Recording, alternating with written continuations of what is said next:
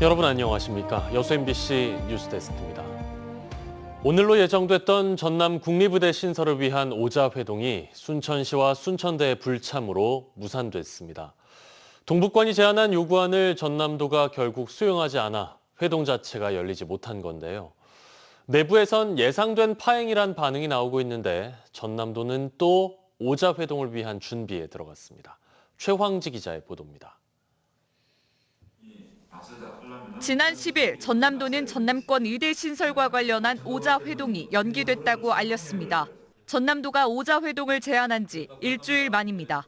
순천시와 순천대 측이 불참을 통보한 건데 동북권에선 예견된 결과라는 반응입니다. 우리는 공정하게 갈게, 심판자에 갈게, 아니면 우리 빠질게. 그렇게 해서 해봐라, 이런 식의 특단의 조치가 나오지 않는 이상은. 동북권은 전남도를 향해 오자회동 참석을 위한 전제 조건을 요구해왔습니다. 요구안에는 전남도가 실시한 의대 관련 용역 결과를 공개하란 내용이 담겼습니다. 또 공정한 공모 지침과 탈락 지역에 대한 대책 등도 요구했습니다. 이들은 해당 요구를 전남도가 이행하면 공모 참여 여부를 검토하겠다며 협의 가능성을 열었습니다. 최소한 이 정도라도 받아들일 수 있는지 검토를 했는지 의견을 주라. 도민 180만의 건강권을 위해서 우리가 의견 수렴하는 데는 머리를 맞댈 수 있지 않겠느냐. 다만 전남도는 동북권이 촉구하는 의대 관련 용역 공개엔 다소 회의적인 모습입니다. 용역 결과 발표 전 동서부 간 의견 조율이 먼저라는 입장입니다.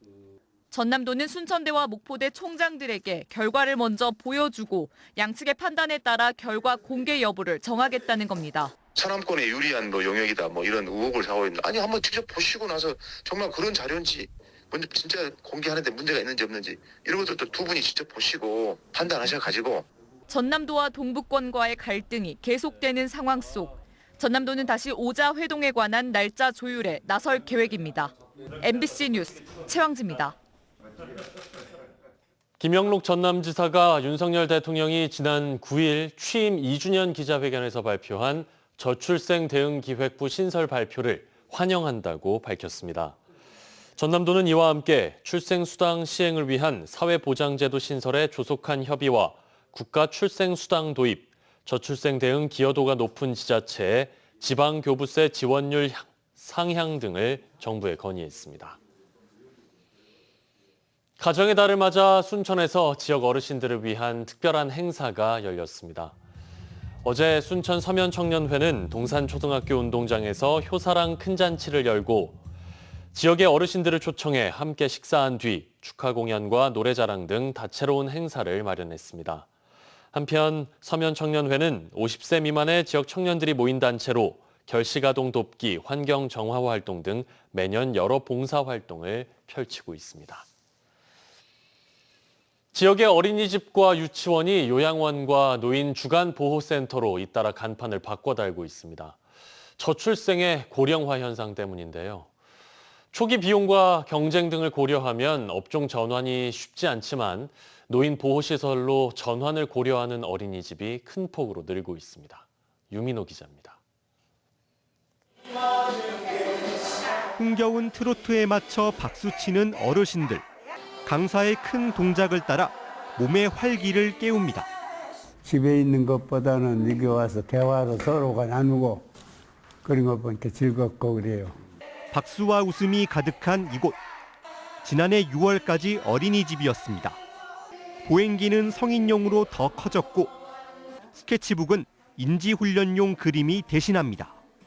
아이들이 낮잠을 자던 공간에는 이렇게 따뜻한 온돌 바닥과 건강 침대가 설치돼 있습니다. 13년 운영한 어린이집을 접고 노인 주간보호센터로 업종을 변경한 건 저출생 고령화 때문입니다.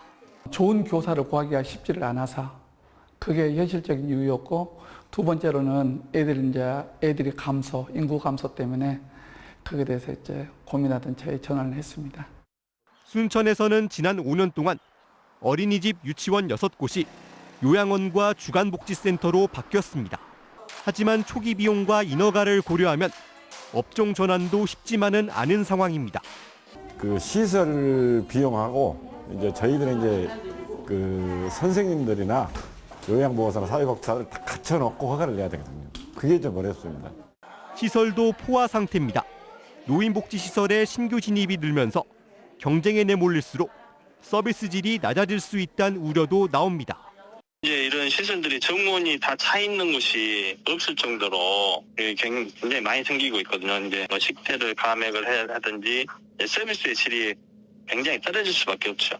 한때 마을 곳곳마다 위치해 있던 유치원은 사라지고 그 자리에 노인복지시설이 새로 들어서는 세태.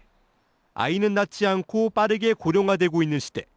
거스를 수 없는 현상이 되고 있습니다. MBC 뉴스 유민호입니다. 올해도 어김없이 5월이 찾아왔습니다. 5.18 주간을 맞아 이번 주 광주에서는 다채로운 추모 행사들이 이어집니다.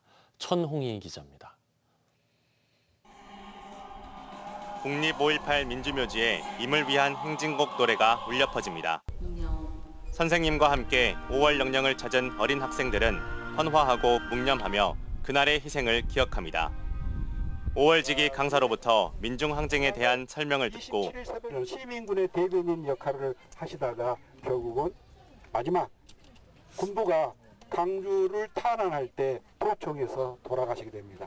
열사들의 묘지도 둘러보며 5.18에 대해 알아갑니다. 저희 대신해서 희생하시고 그 덕분에 저희가 이렇게 잘 편하게 살고 있으니까 감사한 마음도 들고 뭔가 죄송한 마음도 약간 드는 것 같기도 하고.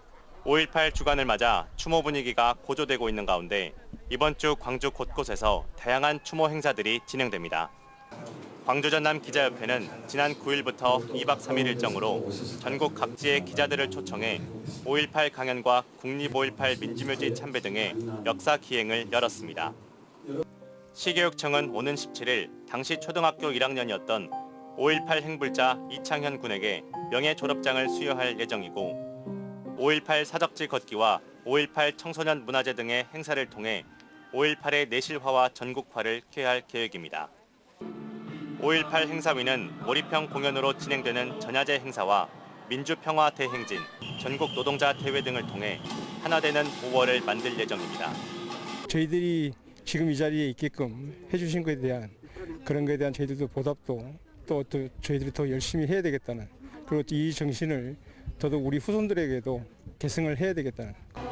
또 15일부터 19일까지 전통시장 점포와 빵집 등 광주 138개 점포에서 최대 18%의 특별 할인 행사도 진행되고 5월 18일에는 광주를 찾아오는 방문객들의 편의를 위해 지하철과 시내버스를 무료로 운행합니다.